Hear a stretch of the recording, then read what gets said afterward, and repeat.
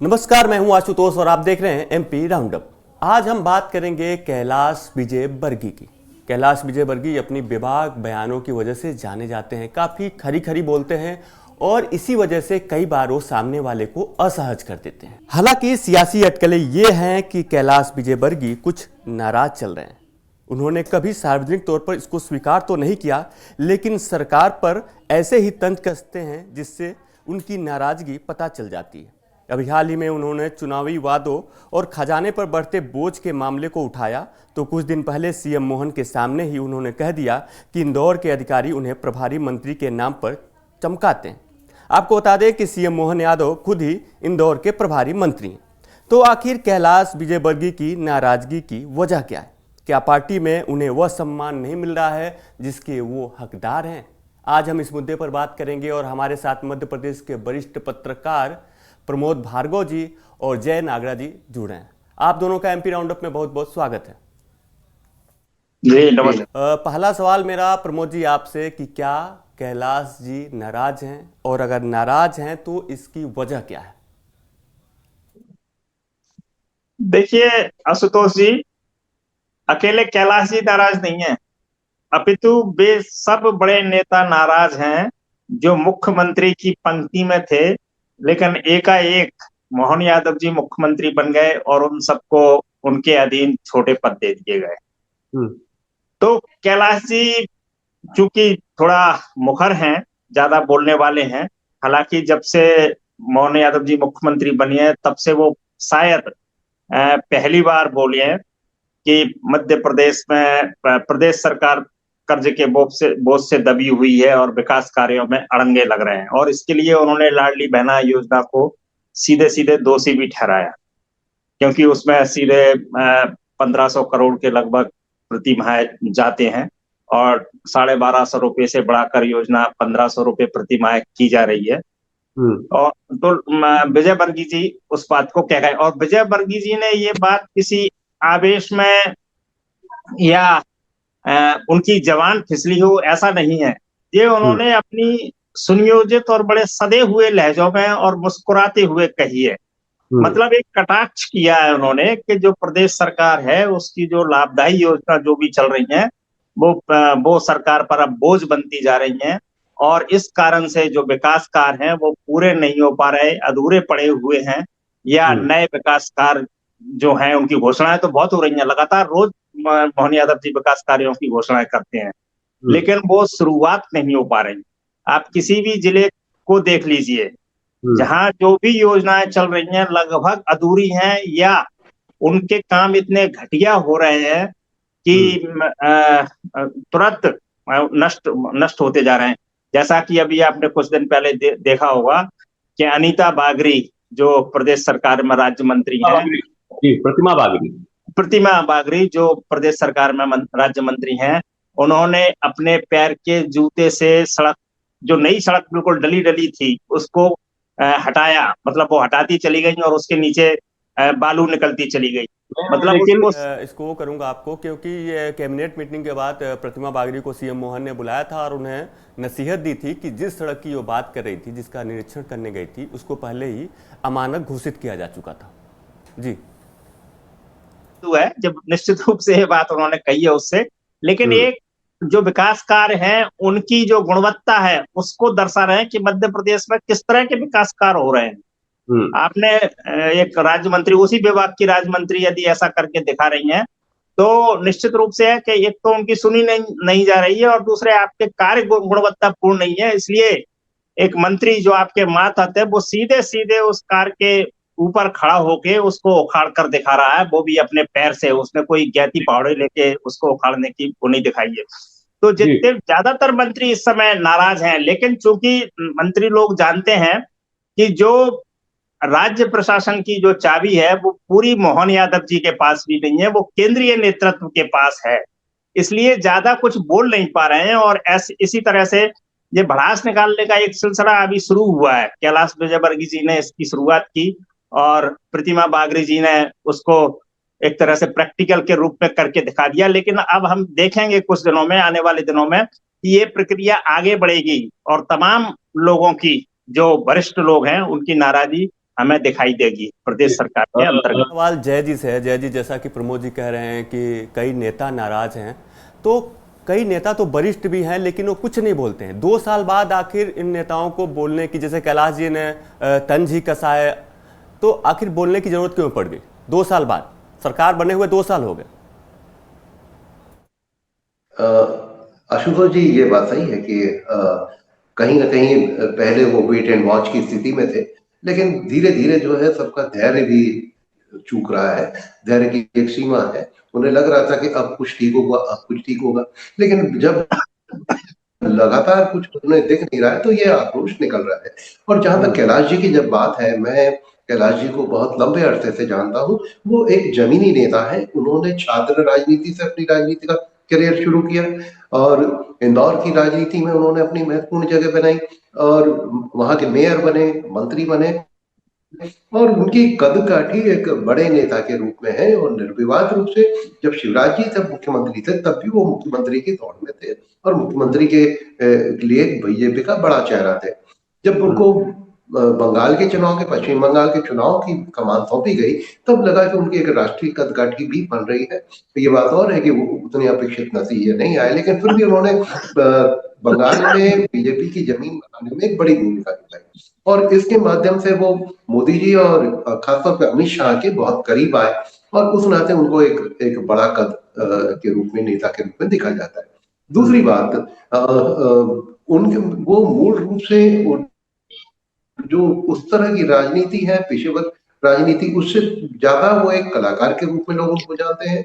वो कहीं भी अपना माइक उठा के भजन गाना है और एक कलाकार जो होता है वो बड़ा संवेदनशील होता है। वो शायद अपने भावों को सीधे व्यक्त करने में उसे कोई संकोच नहीं होता है। रिसेंटली यदि देखें तो उन्होंने एक अभी विधानसभा में ही अपने वक्तव्य में पूर्व मुख्यमंत्रियों को बड़ा मुक्त प्रशंसा की। उन्होंने दिग्विजय सिंह की भी तारीफ की।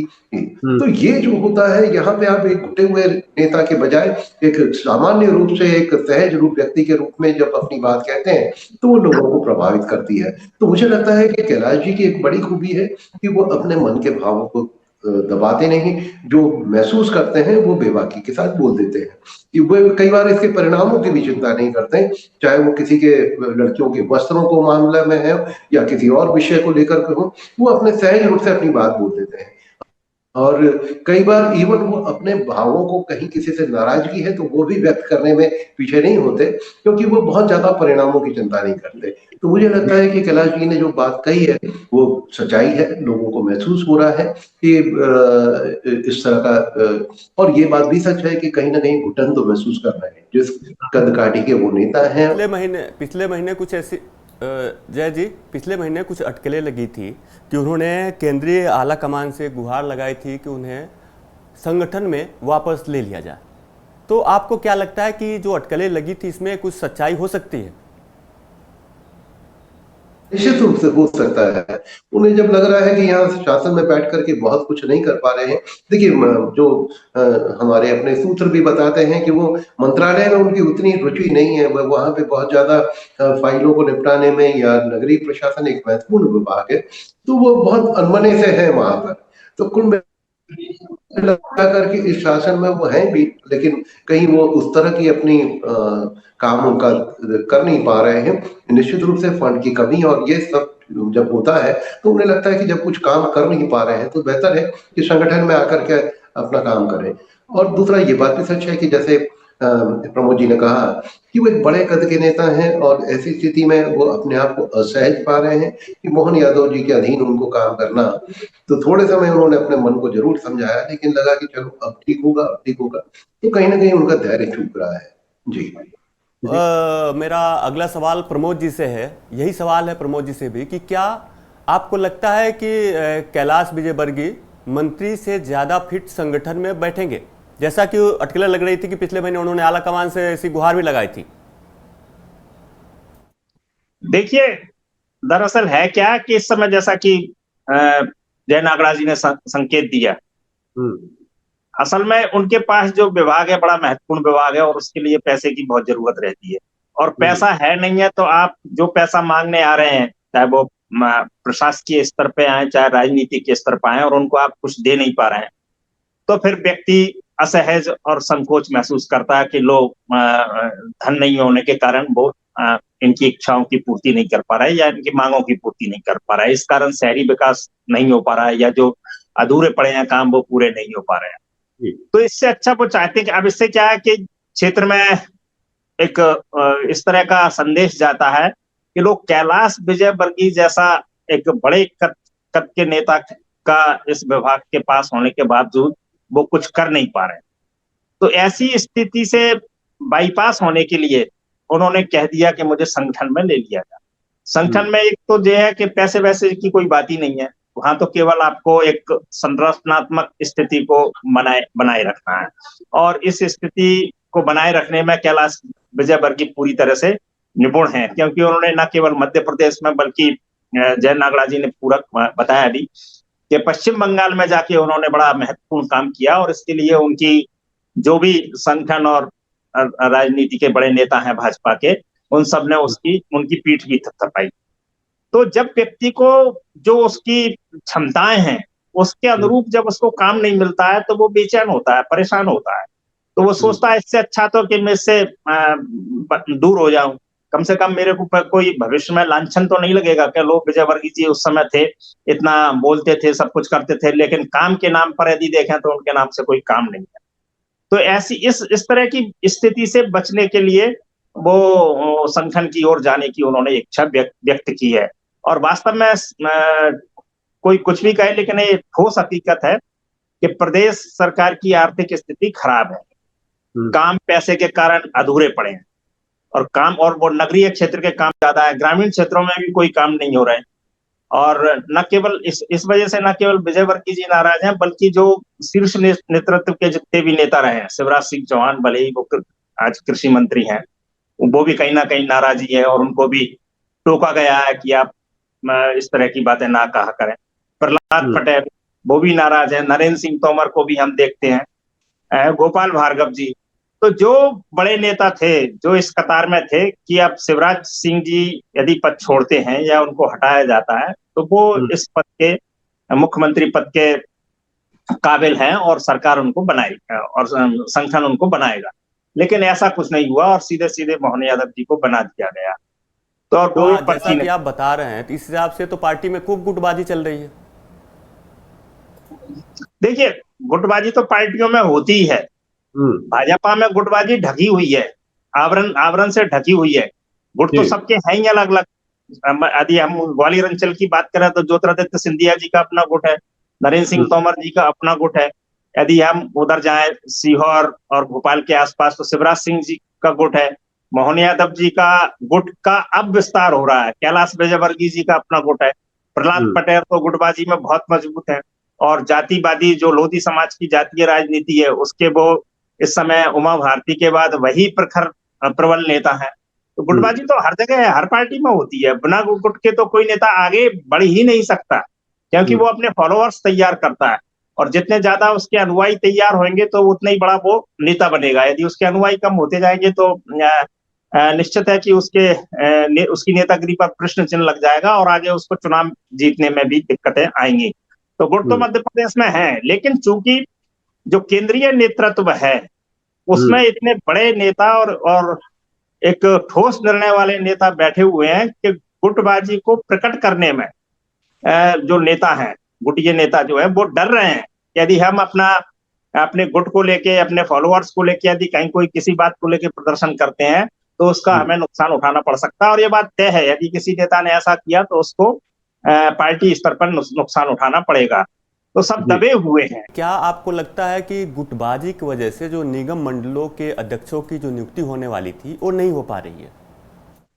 देखिए, ये बात सही है जैसा प्रमोद जी ने कहा, ये मैं बिल्कुल सहमत हूँ। बीजेपी में भी वही स्थिति है, लेकिन बात यह है कि उनके पास विकल्प नहीं है, इसलिए वो मजबूर है और अपने आप को किसी तरह से रोके हुए हैं।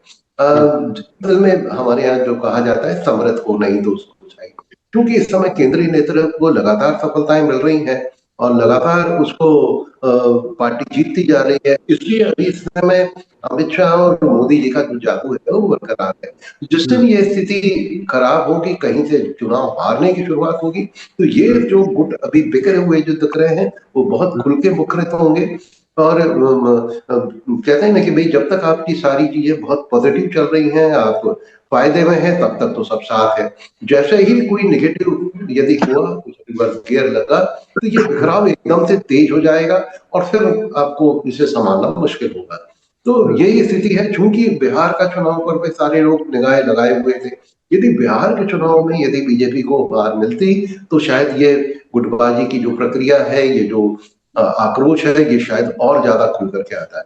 जो स्थिति हम इस समय कांग्रेस में देख रहे हैं, कांग्रेस में चूंकि इस समय सत्ता के पूरी तरह से खो चुके हैं, कुछ कहीं जीत की उम्मीद नहीं दिख रही, इसलिए लोग बहुत खुल करके कांग्रेस की लोग भी बोलने लगते हैं। वो स्थिति इस समय बीजेपी की ही नहीं है, क्योंकि बीजेपी इस समय पूरे तरह से, अब उसके जितने भी अभी तक प्रयोग रहे हैं वो सफल रहे हैं, चाहे ये इनके प्रकार वो सत्ता में बने हैं।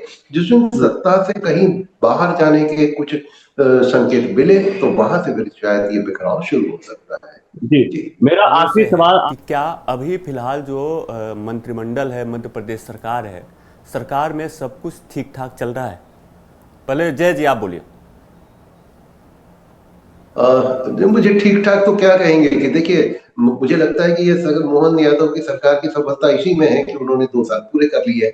लेकिन जनता को क्या हासिल हो रहा है, इस नजरिए से देखेंगे तो आपको कुछ नहीं हासिल हो रहा है। खजाना खाली है। कुछ लोगों को व्यक्तिगत रूप से लाभ जरूर मिल रहा है, चाहे वो लाडली बहना के नाम पे हो या कुछ हो, लेकिन कुल मिलाकर के जो प्रदेश की ग्रोथ मिलनी चाहिए, जो तरीके से अपेक्षा होती है सरकार से, वो तो पूरी नहीं हो पा रही है। तो लोगों में तो निराशा है, लेकिन कहीं विकल्प नहीं है। और इसलिए सारी जगह मतलब लोग जैसे भी है उस स्थिति में अपने आप को बनाए हुए हैं। जी जी जी, प्रमोद जी आपका कमेंट। देखिए, मोहन यादव जी की सफलता यही है कि उन्होंने शांतिपूर्वक 2 साल निकाल दिए हैं। लेकिन जहां तक चाहे उनका मंत्रिमंडल हो और चाहे जनता हो, नाराजगी तो लगातार बढ़ रही है। यदि हम रोजगार की बात करें तो पिछले 2 साल में ऐसे थोक में कोई रोजगार नहीं निकले कि 1500 पद भर दिए गए हों किसी भी विभाग के। तो जो बेरोजगार जो छात्र हैं वो परेशान हैं। पीएससी की परीक्षा भी बार बार लंबित हो जाती है या उस पर स्टे आ जाता है। अन्य परीक्षाओं का भी यही हाल है। दूसरे के जैसा मैं यदि शिवपुरी की बात करूं, शिवपुरी में हूं, तो हमारी जितनी भी योजनाएं हैं वो सब अधूरी पड़ी हैं और वो ऐसा लग भी नहीं रहा कि जो जब ये सरकार 5 साल पूरे करेगी तब तक पूरी हो जाएंगी। तो जनता में नाराजगी है और सरकार जमीन पे अभी अपनी योजनाओं को ठीक से उतार नहीं पा रही। आप हवाई अड्डे बनाने की बात करते हैं, रीवा से भोपाल या इंदौर हवाई जहाज चलाने की बात करते हैं, लेकिन उन हवाई जहाजों पे आप खर्च कर रहे हैं और उनको सवारियां नहीं मिल रही, तो साफ है कि आप गलत दिशा में चल रहे हैं। तो इस तरह के कई योजना है जिनको लेकर सरकार गलत दिशा में जा रही है और इसके दूरगामी जो परिणाम है वो खराब निकलेंगे, सरकार के लिए नुकसानदेह होंगे। जी, तो जो परिणाम है, जो सरकार आजकल फैसले कर रही है, उसके दूरगामी परिणाम खराब हो सकते हैं। एमपी राउंडअप में जुड़ने के लिए आप दोनों का बहुत बहुत धन्यवाद।